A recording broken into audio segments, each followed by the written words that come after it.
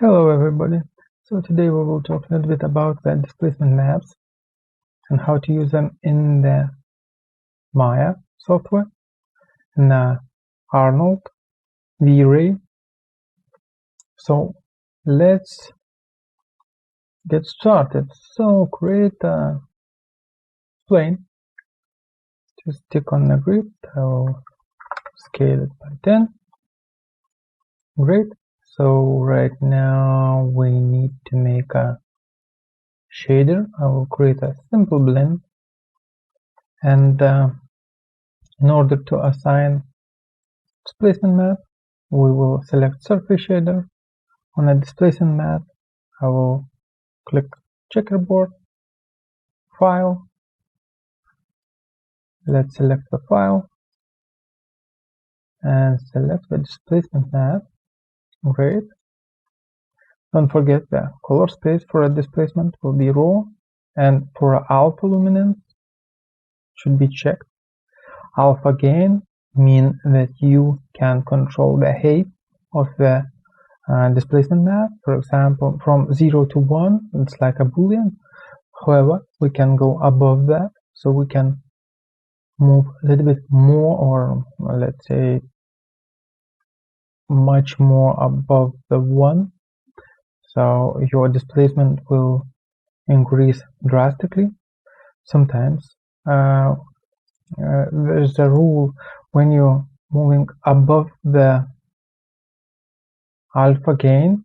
For example, if I will move to 10, I need to divide that 10 by 2 in minus. I know that it sounds very idiotic, probably very retarded from my side, but I'll try to explain as much as good as I can. So basically try to divide it. It will be 5. It's an easy numbers, yeah, but it should be in the minus, so it will be minus 5. Yeah, what does that mean? It's an offset. So basically, if you will render something, that object will be shifted and you cannot find it. So basically, if you will do the 5, you will do minus to 5. Yes, I really think you got this information. So basically just divide it by 2 and add minus signs before it, and everything will be cool. Okay, great. So let's move to the geometry. So we have a geometry. Let's create a light. Great. Yes, we have a light. Oh, we didn't assign the material. So select the shape and middle mouse drag the material on the object. Great. So right now select the object and let's try to check how it will look with that material. Okay, so we will go to the Maya first software. Yeah, great. So let's try to render in by default. What we will see here. Oh, it looks nice. As you can see, we already can see displacement. You can see the bumps. Very good. Very good. You can see that it's a geo, not bump map or a normal map. Very good. So how to increase the quality? Definitely we can increase the quality by dividing that plane, or we can select object, Control A, in order to go to the plane shape properties, and under displacement map you can see initial shape rate, extra samples, etc, etc. So if you will increase the let's say initial shape to 20, for example, you will get much better quality. Okay, 30. Okay, so I will divide as well the plane, maybe 2 times. Okay, and try re-render. Great. As you can see, we have much better quality right away. Super awesome. Great. So initial sample rate, extra sample rate, increasing the quality of the object when you will render, and as well if the object has more dense, and if the object is more dense, definitely the quality will be better. Okay, so the normal threshold, it's when the normals will break under the vertex points, and the bounded box, it's a different thing. For example, right now we have a, let's say, standard value for a displacement map, and if we want to increase it, as it was mentioned before, let's open the Hypershape. We can go to the file and increase it by 5, for example. I will try to show how it will look if I will not reduce if I not reduce the alpha offset. Okay, so let's try to render it. I will try to use this feature. I don't remember how it's called. Resolution gate. In order to see what I will render.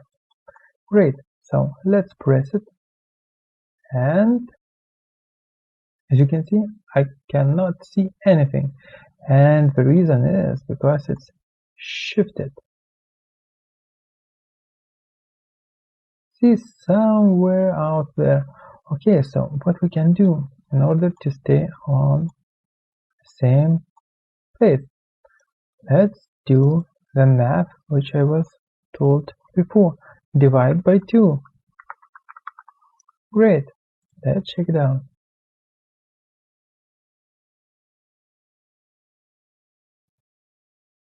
Wonderful. We have our plane in the place. However, as you can see, it's a very huge displacement. I mean, it's exaggerated, and we wanted to increase it much more from 1 to 5. Great.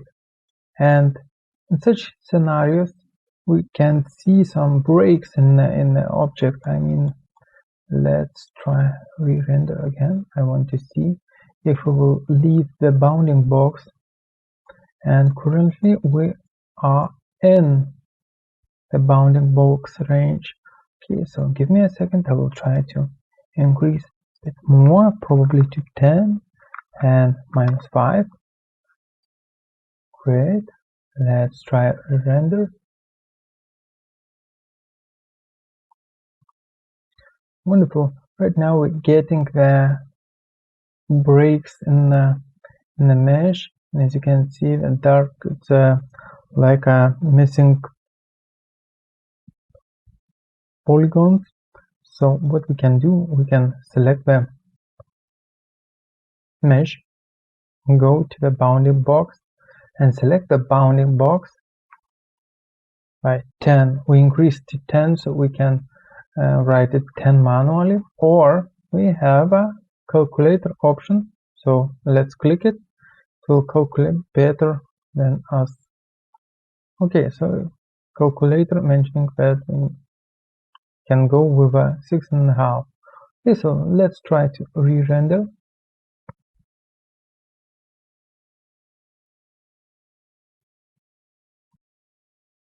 And we're still facing this issues, these blacks on edges. Definitely we can increase the quality, but I don't want to spend so much time rendering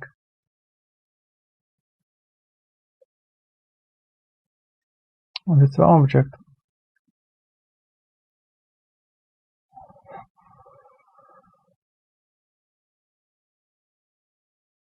Yes, and it's definitely a bit better. However, with a bounding box, I cannot show you proper visual effect.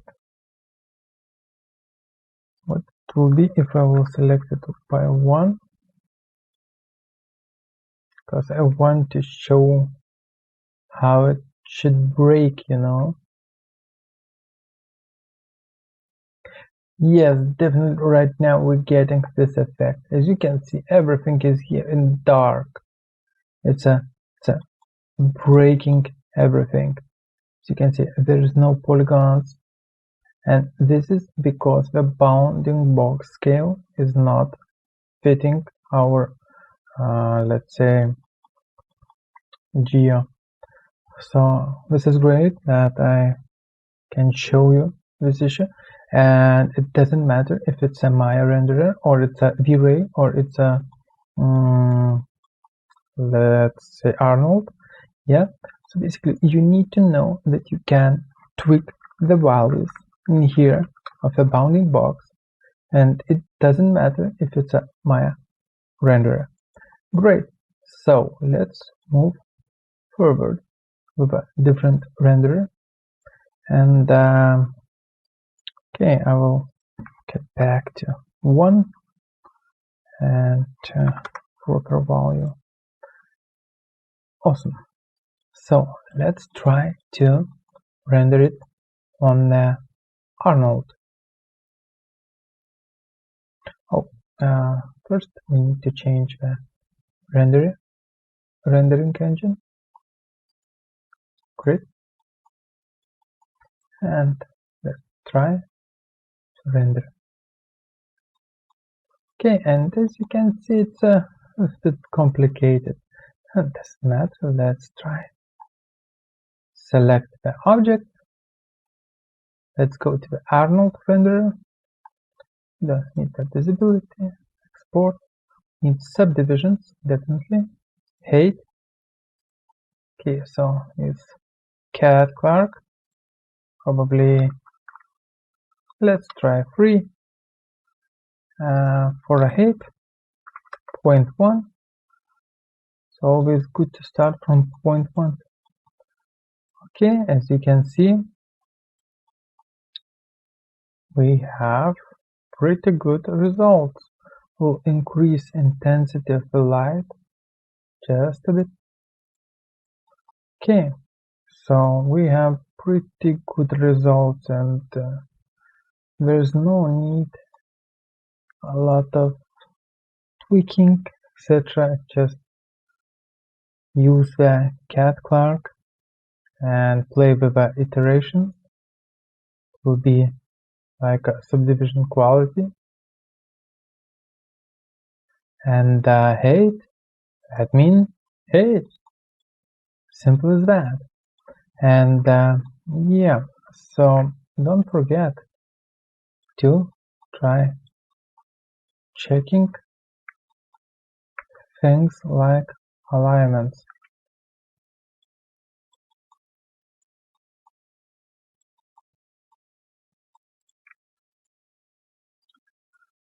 Okay.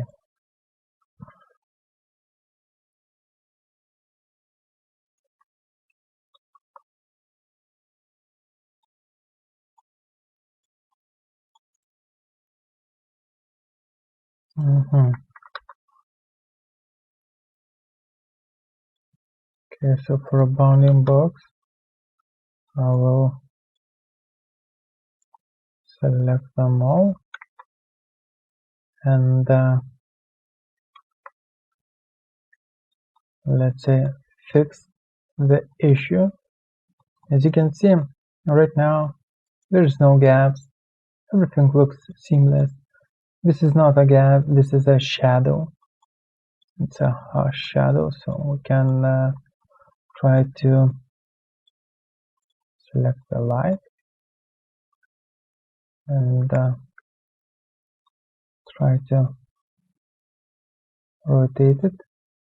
You can see there's no issues with the mesh. Wonderful. So let's try to check this out, how it will work with a mental ray, or with a V-ray. Yeah, mental ray is a pretty old thing. I like it, but it's totally outdated. Great, so let's stop this render and let's move to a V-ray. Great. So in order to render on a V-ray, a blend material is perfect. It's very universal. However, the issue will be with the density and the density control. So what do I mean by that? We can control subdivisions, as you can see in displacement map. For a Maya renderer, was using initial sample rate, extra sample rate. For Arnold, we used interactions and height and bound padding. However, for a V-ray, we have few options, and when I'm using universal thing, I'm always using only attributes for this case. So let's add subdivisions and displacement control. I will delete the rest because I can just duplicate that one if it will work perfectly. Yes. Okay, so let's try to load the renderer, and as you can see right now we are loading the V-ray frame buffer. It's a V-ray rendering like an engine or a view or something like that. In any case, great. So as we can see, we have everything shown. Let's check the attributes of the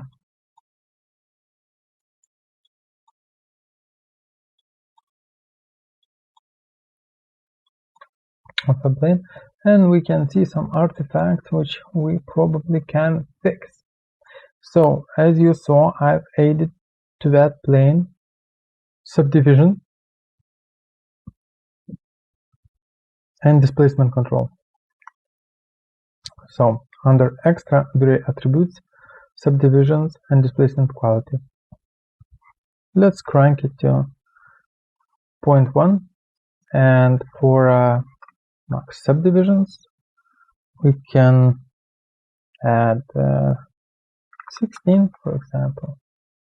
Let's check. As you can see, all issues, almost all issues disappeared. All the jagginess. Basically, it's as simple as that as well. Great. And one more thing. In most cases, you will see the people adding on the object. They adding subdivisions. It's a great thing, really cool thing, but can cause the issues when you working with the environment, for example. Okay, so let's try to duplicate the mesh.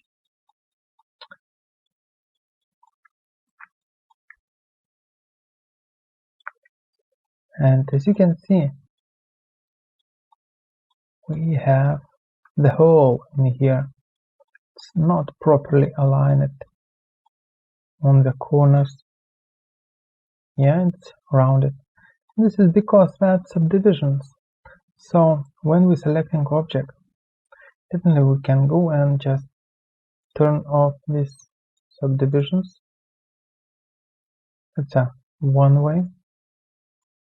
Definitely you can select the object and go to subdivisions and just turn it off. the second way. And as you can see right now, there's no gap in the middle, there's no gap on the sides where should be connected. Okay, so basically, simple like that, you can use displacements and Vray can play with the height as well in the displacement amount. So you can see